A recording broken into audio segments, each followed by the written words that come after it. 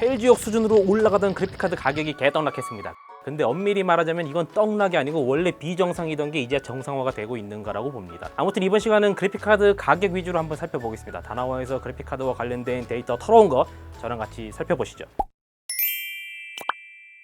안녕하세요, 덕과장입니다. 그래픽카드 다들 할 말 많으시죠? 일단 대차게 까기 전에 그래픽카드 가격이 도대체 어떻게 변해왔는지 최근 3년 동안의 가격 변화를 알아보면서 같이 까보시죠. 자, 지금 보고 계신 것은 2018년 1월부터 2022년 7월까지 다나와를 통해서 거래된 그래픽카드 한 개당 평균 단가를 기록한 그래프입니다. 그래픽카드야 늘 20만원짜리도 팔리고 100만원짜리도 팔리지만 전체 평균을 내면 이 시기에는 그래픽카드를 사람들이 실제로 하나 살 때 이 정도의 돈을 투자를 했다는 거예요. 2018년 1월부터 9월까지는 30만원 후반에서 40만원 초반 사이를 왔다 갔다 합니다. 그래픽카드 평균 단가가. 이때 뭐가 팔렸냐면 여러분 엔비디아 기준으로 GTX 10 시리즈가 팔렸던 시기예요. 1060, 1070 이런 거 기억나시죠? 그때 그래픽카드 평균 단가가 저 정도 나왔다는 거예요. 자, 그러다가 2018년 9월에 그래픽카드 평균 단가가 한번 이렇게 튀는데요. 코인 탓은 아니었고 RTX 20 시리즈가 출시가 됐습니다. 같은 급인데 제품의 단가가 예전에 비해서 한 10만원 넘게 올랐죠. 그래서 욕을 엄청 쳐먹었죠. 그리고 원래 출시 초기에는 파워 유저님들이랑 얼리 어답터님들이 고사양 제품을 많이 구매를 하고 그래요. 그래가지고 출시 초반에는 평균 단가가 잠깐 한 달 정도 딱 튀는 패턴이 있거든요. 아무튼 그 이후 2019년에 비트코인이 4,000달러에서 13,000달러까지 오르긴 올랐어요. 근데 이 시기에는 코인이 오른 거에 비하면 생각보다 그래프가 변동은 크지 않아요. 그죠? 이때 코인이 오를 때 그래픽카드 호가가 같이 오른 경우도 있긴 있는데요. 하지만 호가는 상인들이 부르는 가격이죠. 말 그대로 호가인 거고 실제로 거래가 완료된 이 평균 단가 그래프에는 보시다시피 의외로 영향이 별로 없습니다. 의외죠? 2019년 이때는 사람들이 긴가민가 했거든요. 왜냐하면 2017년 코인 1차 파동 때 내상을 입은 분들이 워낙 많았어. 그래가지고 비트코인이 10,000달러 다시 넘어간다 막 이래도 사람들이 그거를 보면서도 아, 이거 최고의 뛰어들 엄두를 안 냈던 것 같아요. 왜냐? 또 떡락할 수가 있으니까. 그리고 제품도 이미 예전부터 계속 봐오던 것들이거든요. RTX 20 시리즈 몇 달 동안 봐오던 건데 갑자기 가격만 쫙 오르니까 이걸 사고 싶겠어요? 안 사는 거지. 그래서 실제로 거래된 건 별로 없다 보니까 평균 수치는 이렇게 별로 변하지가 않았어요. 그래프에 이렇게 나오는 거죠. 그러다가 2020년 8월, 9월을 보시면 평균 단가가 약간 내려가는 경우가 있죠. 이때는 RTX 30 시리즈 출시 직전이에요. 사람들이 기존 제품을 안 사가지고 이렇게 된 거죠. 좀 더 자세히 설명드릴게요. 예전에 RTX 20 시리즈 나올 때도 한번 보세요. 저쪽에 출시 전에 평균 단가가 좀 내려가죠. 성능이 팍 오르는 차세대 제품이 이제 나온다! 그러면은 저도 마찬가지지만 여러분들께서도 아, 그러면은 기존 제품은 안 사고 존버를 타야겠네? 이런 생각을 당연히 하게 돼요. 당연한 겁니다. 특히 고사양 본체를 맞춰야겠다 생각하는 분들이면 더 그게 심하게 다가오겠죠.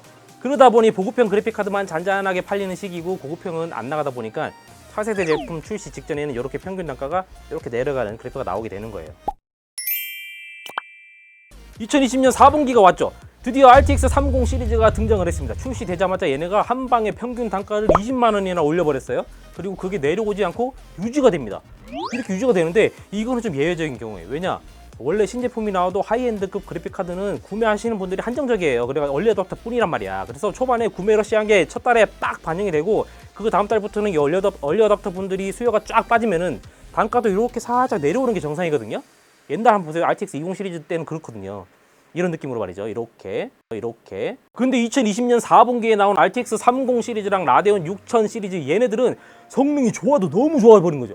예전 세대랑 비교해가지고 전가 기준으로 비슷한 값의 성능은 거의 30%, 50% 가까이 이렇게 올라가 버리니까 얘네가 나온 뒤로 여러분 기억하시죠? 4K 60프레임 풀옵션 이제 정복됐다.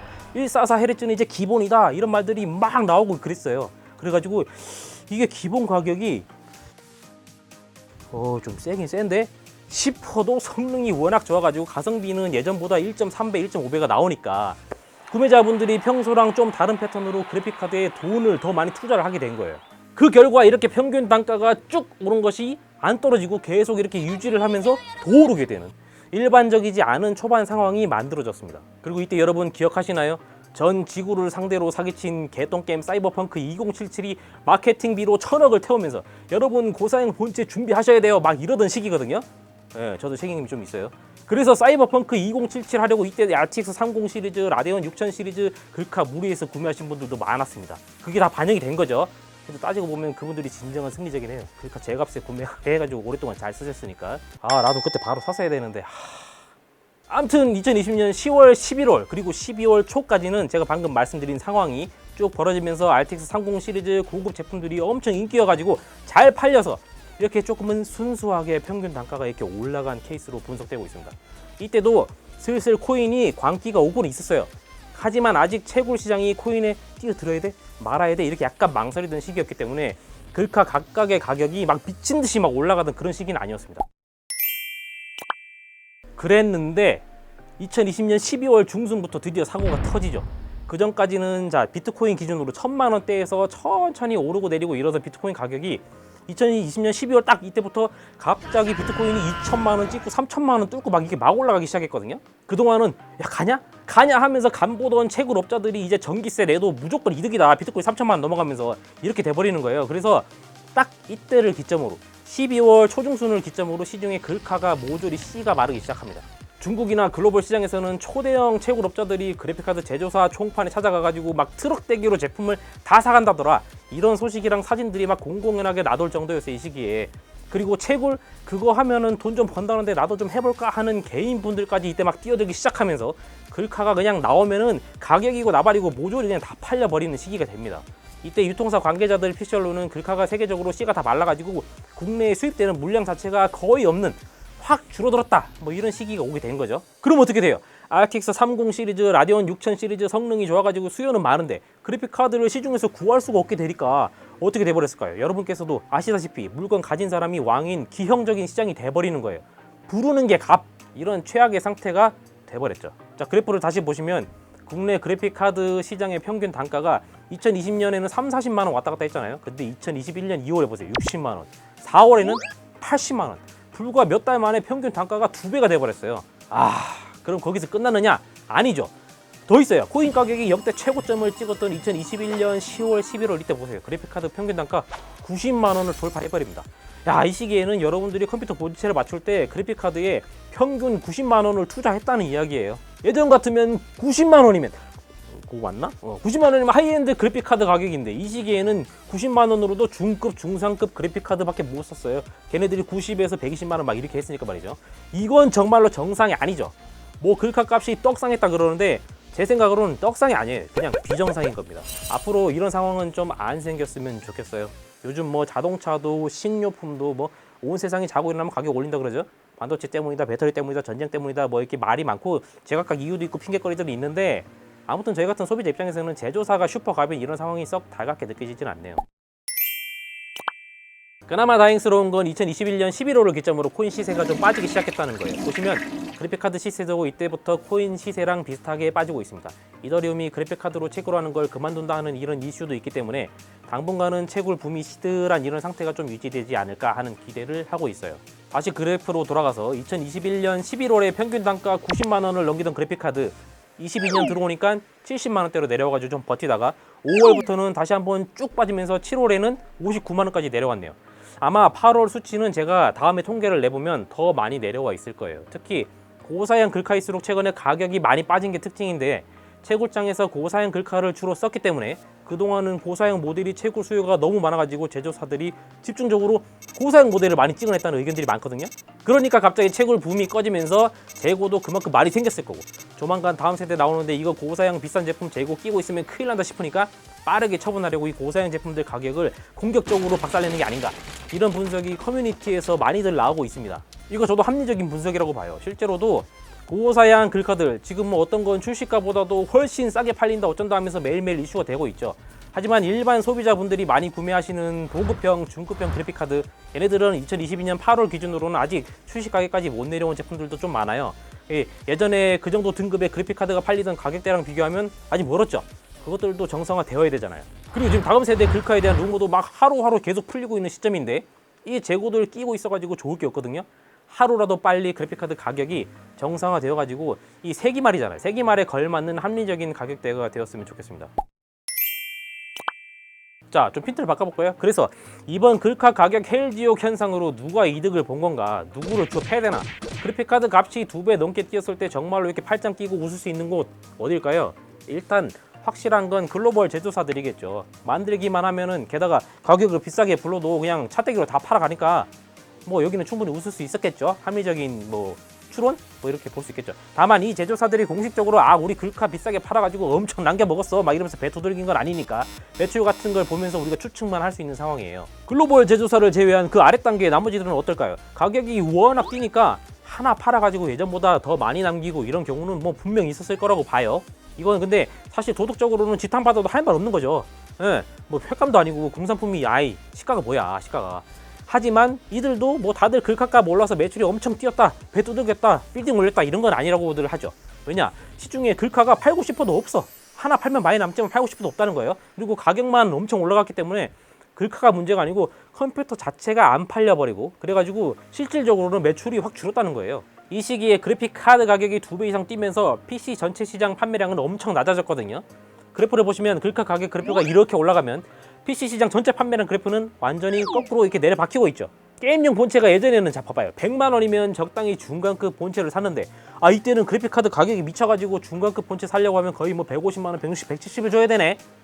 그러면 안 살래. 그래픽 카드 내려갈 때까지 존버할래. 당연히 이렇게 되는 거죠. 시장이 얼어붙게 되고 PC 쪽 중에는 이때부터 지금까지 장기 비수기를 맞아가지고 보릿고개 깔딱깔딱 넘기는 업체들이 많다고들 합니다. 그래서 글카 가격이 말도 안 되게 오른 이 사건은 사실 대부분의 판매자도 소비자도 그 누구도 원하는 상황이 아니었던 거라고 봐요. 왜냐? 뭐 이득 본 사람이 글로벌 제조사 받는 건 없으니까. 저도 그래픽카드 값 천장 찍을 때 PC 본체 추천 견적 만들면서 현타 찐하게 왔거든요. 보급형 그래픽카드 들어가는 본체가 예전 같으면 70만원, 80만원이면 뚝딱 나왔는데 이때는 뭐 보급형 글카 넣어도 120만원 찍고 130 찍고 이랬던 시절이니까 현타가 심했어 진짜.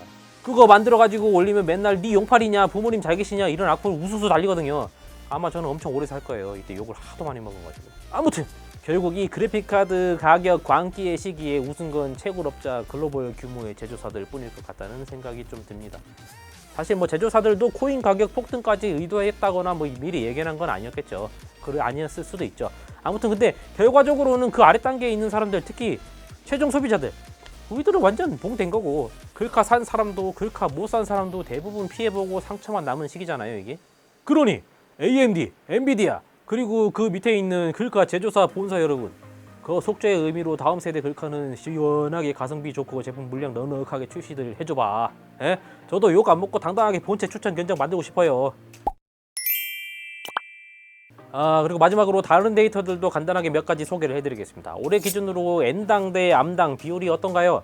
올해 1월부터 7월까지 기준으로 이렇게 보시면은 88대 12 정도입니다. 당연히 엔비디아가 88%겠죠. AMD는 RX 6000 시리즈 처음 나왔을 때 한 15% 넘어까지 올라갔다가 요즘 다시 점유율이 좀 빠지고 있어요. 라데온 다음 세대의 좋은 제품, 좋은 가격으로 소비자분들께 좀 많이 선택받아가지고 점유율을 다시 올릴 수 있기를 바라봅니다. 그리고 제일 많이 팔린 제품은 뭔가요? 엔비디아는 올해 RTX 3060이 제일 많이 팔렸네요. 이제 판매량 점유율에서 21.14% 이렇게 나오고 있죠. 2월, 3월에는 얘네가 많이 안 팔렸어요. 가격이 이때 엄청 비쌌거든요. 안 팔렸는데 그 뒤로 다시 점유율이 좀 오르고 있는 추세입니다. AMD 라디오는 RX 6600이 제일 많이 팔렸습니다. 그래픽카드 가격이 난리 칠 때도 얘는 그나마 가성비가 좋다 이런 평을 좀 받았었죠. 자, 그리고 또 뭐 있나요? 요즘 그래픽카드 메모리 용량은 어느 정도인가요? 8기가 제품이 제일 많이 팔립니다. 38% 정도 점유율이고 지금 시장에서 제일 잘 팔리는 3060 Ti, RX 6600 이런 제품들이 모조리 8기가죠. 그래서 걔네들이 8기가 쪽에 점유율을 올려주고 있습니다. 그 뒤를 잇는 거는 12기가 제품, 그리고 4기가, 6기가 이런 순서가 되겠습니다. 자, 오늘 영상 그래픽카드, 특히 가격 위주로 데이터들을 좀 살펴봤는데요. 이유가 뭐가 됐건 가격이 뛰는 거는 문제입니다. 결과적으로 PC 시장 전체가 침체되기 때문에 길게 보면 이건 누구도 승자일 수가 없어요. AMD 같은 경우도 보세요. 라데온 그래픽카드 찍은 거 다 팔았다고 웃어봤자 PC 전체 시장이 침체가 되어버리면 CPU랑 메인보드 칩셋 그만큼 안 나가는 거거든요. 그럼 손해잖아요. 앞으로 이런 문제가 없도록 업계를 이끄시는 그 주도적인 업체들이 가이드라인을 좀 잘 만들어주면 좋을 것 같네요. 지금까지 저는 다나와 덕과장이었습니다. 여러분 감사합니다.